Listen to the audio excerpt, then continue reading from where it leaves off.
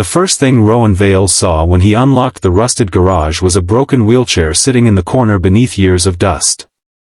Sunlight slipped through the cracked roof in thin golden lines, exposing old oil stains, shattered shelves, and piles of scrap metal that looked completely worthless. The smell of rust and damp wood filled the air so heavily it almost made him step back outside. Behind him, expensive black cars rolled away from the property while men in tailored suits laughed quietly among themselves. The garage had just been sold to him for $1,000 by billionaire CEO Silas Mercer, a man known across the city for crushing competitors without emotion.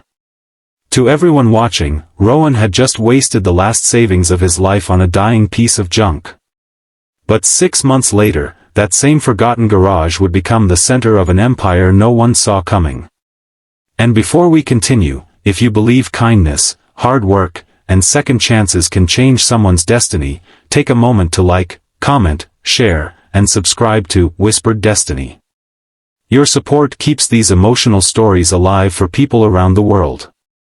Rowan stood alone in the empty lot long after everyone else left.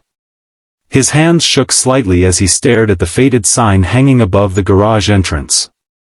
Once upon a time, the place had been called Belridge Motors, a family repair shop that served the neighborhood for decades before corporate developers swallowed the area whole.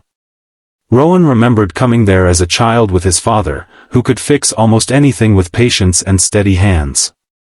Back then, the garage smelled like warm engines and coffee instead of mold and abandonment. But time had taken everything from Rowan piece by piece. His father passed away after a long illness, medical debt destroyed the family home, and the construction company Rowan worked for collapsed during an economic downturn. At 34 years old, he was exhausted, unemployed, and sleeping inside his aging pickup truck while the world moved forward without him. People thought Rowan bought the garage out of desperation. In truth, he bought it because it reminded him of the last place he ever saw his father smile. The first month nearly destroyed him. The roof leaked during heavy rain, rats nested behind broken cabinets, and the electricity barely worked. Rowan spent entire days hauling out junk under the hot daytime sun until his hands blistered raw. He survived on cheap noodles and gas station coffee while trying to restore the property little by little. Most nights he fell asleep on the cold concrete floor surrounded by tools he couldn't even afford to repair. Neighbors passed by shaking their heads, convinced he would fail like everyone else who tried rebuilding something forgotten. But Rowan noticed something others ignored. Beneath the layers of dust were old industrial machines abandoned years earlier. Many looked ruined, but after cleaning them carefully, he realized several still worked. There were metal cutters, welding stations, hydraulic lifts, and custom fabrication tools that had once been extremely expensive. Instead of reopening the garage as a repair shop, Rowan began experimenting with custom-built utility equipment for small local businesses. Delivery drivers needed stronger storage racks. Farmers needed modified trailers. Street vendors needed portable carts. Rowan listened carefully to every person who walked through his doors because he understood what it meant to struggle. Word spread slowly at first. A bakery owner recommended him to another shopkeeper after Rowan repaired a delivery van for almost no profit. Then a landscaping company hired him to build reinforced equipment mounts cheaper than larger factories charged. Rowan worked 18-hour days under the bright heat of afternoon sunlight, often skipping meals to meet deadlines. Sweat soaked through his shirts while sparks flew around him like tiny fireworks. The garage that once looked dead slowly came alive with noise, movement, and purpose. Meanwhile, across the city, Silas Mercer barely remembered the man who bought the property. The CEO had only sold the garage because the land was considered worthless compared to his luxury developments.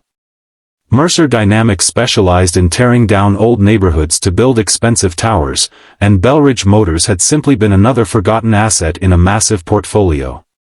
But 6 months after the sale, Silas received an unexpected report during a board meeting. A small independent workshop from the industrial district was suddenly attracting major commercial contracts across the region. Revenues were exploding. Local news stations were praising the business for employing struggling workers and revitalizing abandoned spaces. Investors were asking questions. The name on the report made Silas pause. Rowan Vale. Curious and irritated, Silas drove personally to the old garage one bright afternoon expecting to find some exaggerated success story. Instead, he found dozens of workers moving efficiently through a transformed facility buzzing with life. The walls had been repainted, solar panels lined the roof, and delivery trucks waited outside carrying Rowan's logo across the city. Men and women who once struggled to find jobs were laughing while loading custom-built equipment into vans. The broken wheelchair still sat in the corner near the entrance, but now it had been cleaned carefully and decorated with flowers. Silas watched silently as Rowan walked through the workshop greeting every employee by name. For the first time in years, the billionaire felt something unfamiliar pressing against his chest. Shame. Rowan eventually noticed him standing there. Their eyes met across the noisy garage, and for a long moment neither man spoke. Silas expected anger or bitterness after selling the property so cheaply and dismissively. Instead, Rowan simply nodded politely and continued helping his workers finish an order. That quiet dignity unsettled Silas more than any insult could have. Later that evening, one of Rowan's employees revealed the truth behind the wheelchair. It had belonged to Rowan's father, who once worked inside Belridge Motors before illness forced him to stop. Rowan kept it there to remind himself why he refused to give up. Every exhausted night, every painful setback, every moment of doubt had been fueled by the memory of a man who believed honest work could still change lives. The story spread online within days. Millions watched videos showing the transformation of the junk garage into a thriving manufacturing company helping ordinary people rebuild their futures.